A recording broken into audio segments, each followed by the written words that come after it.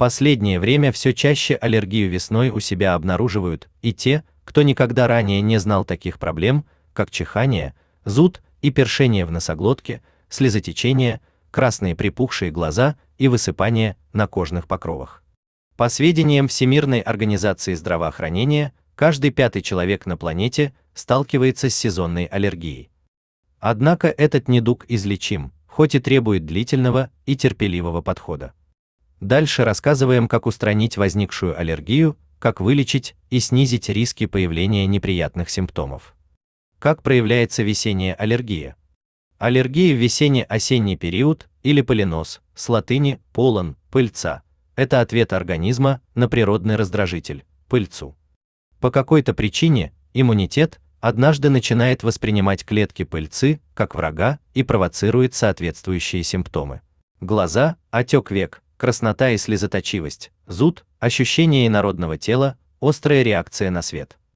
Нос, заложенность, вызванная отеком, сухость, чихание, насморк, зуд, жидкие прозрачные выделения из носа. Органы дыхания, одышка, тяжесть в грудной клетке, приступы удушья, при развитии или наличии бронхиальной астмы, частый, сухой и изматывающий кашель, приводящий к головным болям, зуд в носоглотке, дискомфорт при глотании, кожные покровы, сыпь, крапивница, появление мокнущих пузырьков, зуд, припухлость мягких тканей. Все это усугубляется общей слабостью, апатией, головными болями. Несмотря на то, что сезонная аллергия поддается терапии и легко диагностируется, может представлять опасность быстрым развитием ангионевротического отека или отека Квинки, острой реакцией, которая сопровождается отеком мягких тканей, органов дыхания. Как отличить сезонную аллергию от простуды? Очень часто проявление аллергии легко спутать с начинающейся или велотекущей простудой, однако разница в том, что аллергия не сопровождается значительным повышением температуры тела.